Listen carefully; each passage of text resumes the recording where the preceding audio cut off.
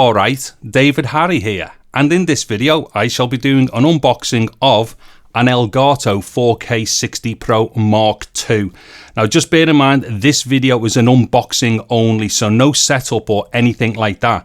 But what I will be doing in future videos is showing the setup of this for various ways of capturing various sources, because I don't just use these for capturing like say game outputs and stuff like that. I use these for various things. So what I'm going to do now, I'll flip the camera over, and as I'm going through this unboxing I'll also show some of the other stuff that I use and explain why I've got this to either replace or to complement some of the other things that I've got. Alright, so this is the front of the box for the 4K60 Pro Mark II, and as you can see here it doesn't mention that it's a Mark II version, but I will show you what the Mark I is in a second.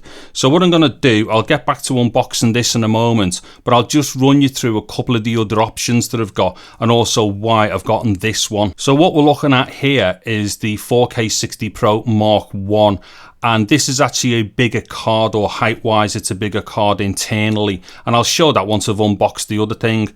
Now this card here is to all intents and purposes exactly the same as the Mark II. As far as picture quality and stuff is concerned, they're both identical. They literally record the same types of input, except for the Mark II is capable of inputting HDR as well.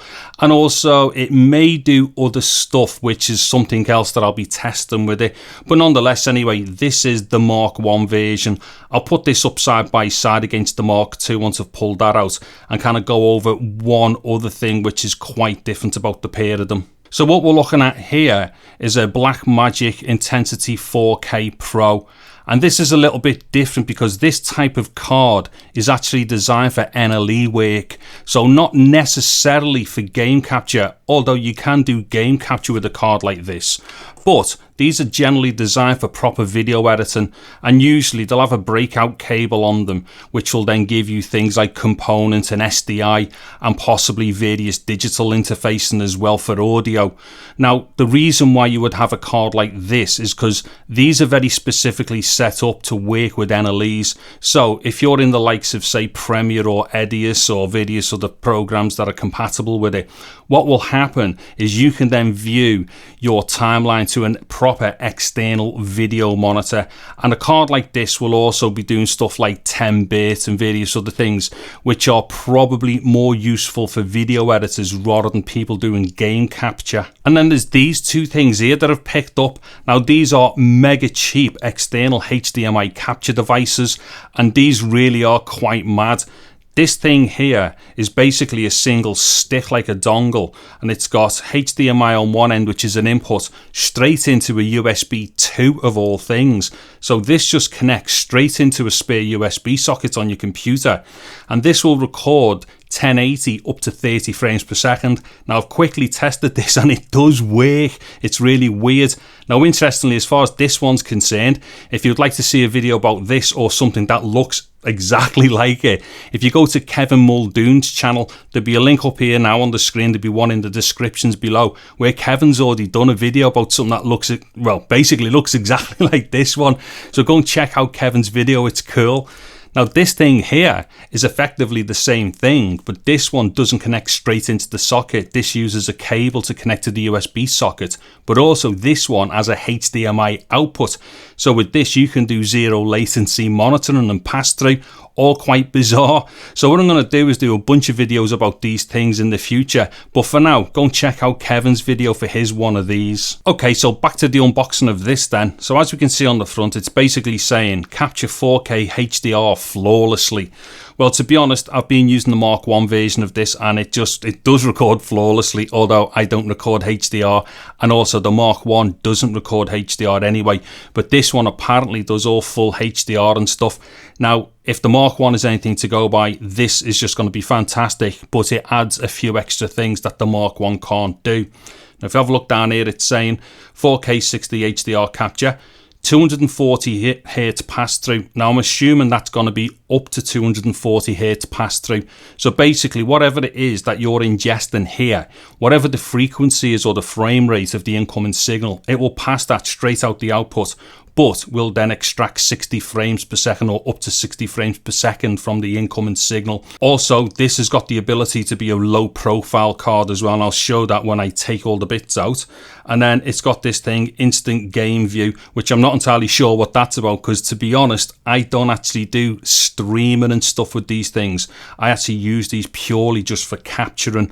Okay, so let me have a little look around here. So that side of the box is just telling us once again what it is. That side of the box is giving us some little pictures here of what's in the box and stuff like that. Let's have a look at the back here. Okay, so the back there is just going to be telling us more of the same and whatnot. So let me just get into this. Now the camera may go a little defocused and stuff at points here, but let me just get into this. And I suppose the important thing is just to show you what's in the box. Alright, so there is the inner box. So let me just flip that open, and there's a bit more information there as well, and what looks like, you know, diagrams for setups and stuff like that. So once again, just pause that if you need to have a little look at that. So the first thing I'm going to take out here is this, and this is a low profile bracket. So what this will allow you to do is to change the bracket on the card itself, so you can swap it out into a low profile computer as well. So that's really good for anybody who's using a low profile PC. You can adapt the card to low profile. Okay, now there is a little badge sticker thing there. Will that come out easily enough? Let's see. Oh, I'm going to struggle with this one. Okay, so there's a badge, so you can stick that on your computer and stuff, or wherever you want to put the badge. And then here is the card itself. Now I'll take it out of the wrapper in a second, but immediately I can feel a huge difference in the weight on this one. Let me put that to one side. Now there's a little bit of a Elgato manually type thing. Maybe that's just a contact sheet thing. And then in here, if there's anything in here, oh yeah. So there we have a USB cable as well. So this is going to be a proper high-speed cable as well, capable of doing anything that the card is capable of. So I wouldn't be worrying as to whether or not, you know, you've got the right cable to ingest things into the card. This cable that comes with it will definitely do it. So there's a quick look at all the stuff that comes in the box. So what I'm going to do now is start getting into the 4K60 Pro Mark II. Okay, so this should just be a simple case of ripping open this wrapper and let's get inside it. Now, like I say, I've just noticed immediately that this feels quite a bit different in weight compared to the Mark 1. In fact, let me just pull the camera out here a bit, and then let me just get the Mark 1 in the shot. Yeah, there's actually a huge difference in the size. Do you know what? I actually thought, looking at the pictures for this, I literally thought that it was basically the Mark 1, but just like shorter here. So I thought it was going to be as long, but if we look at that, it is substantially different.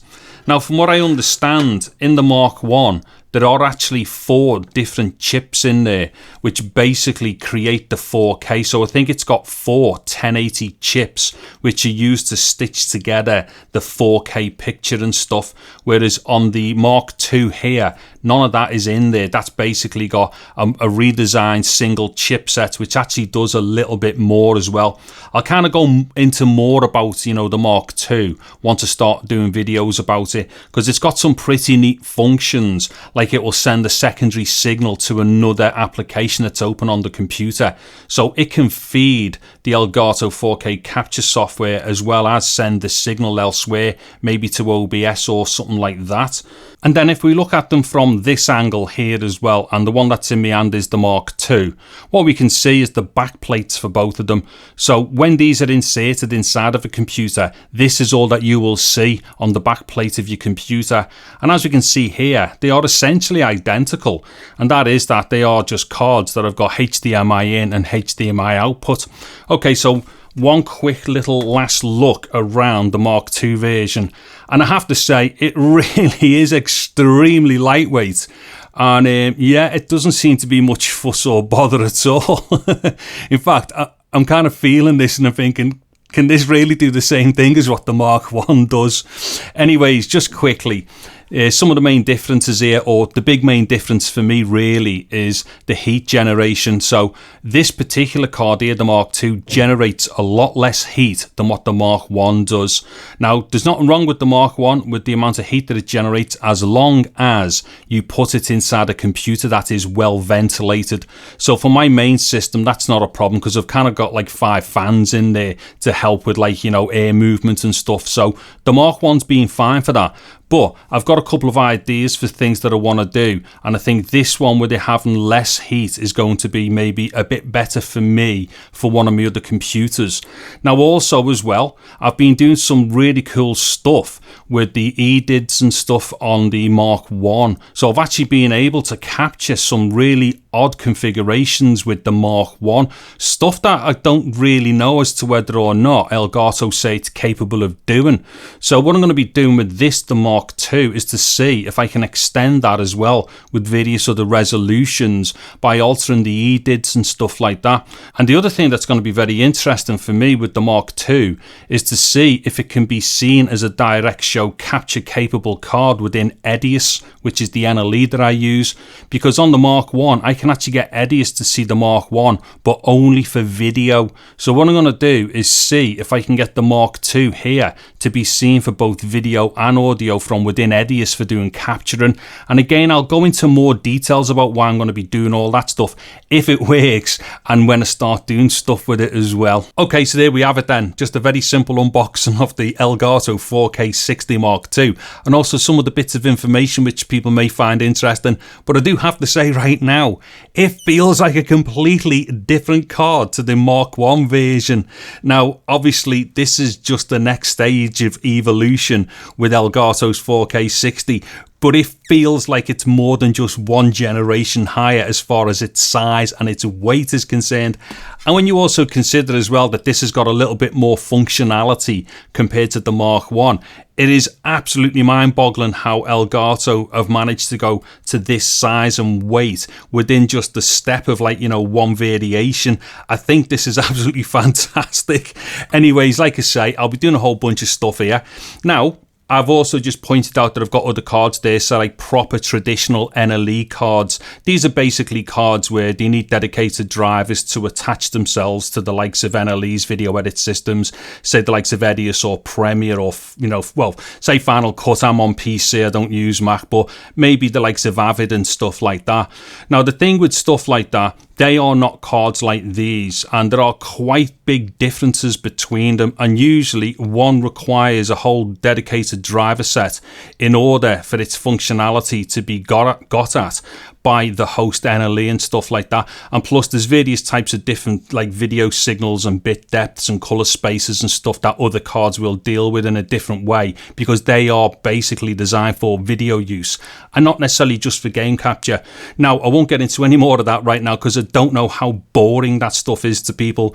But if anybody's got an interest in these things and they would like to know what the kind of, you know, like, major differences are, or maybe even minimal differences between the likes of what you would traditionally call a game capture card compared to what is traditionally a proper video capture and video output card for an NLE, let me know in the comments section, and I'll most certainly go over some of that stuff in the future.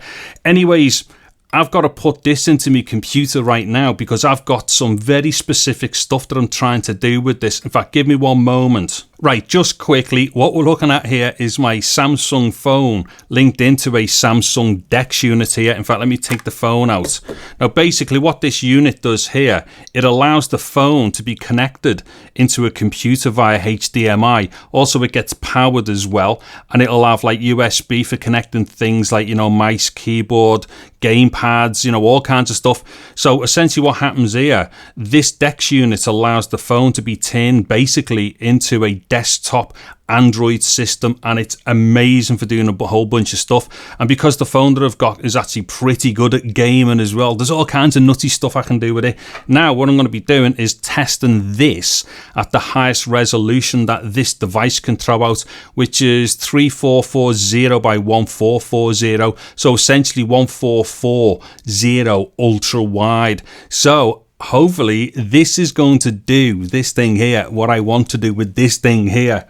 And if that is the case, I will definitely be doing a whole bunch of other stuff with that. In fact, I've actually already done this stuff with the Mark 1. So right now, there'll be a link here which will take you to some game capture stuff that I've done on the Mark 1 at 3440 by 1440 with Android decks using a couple of games.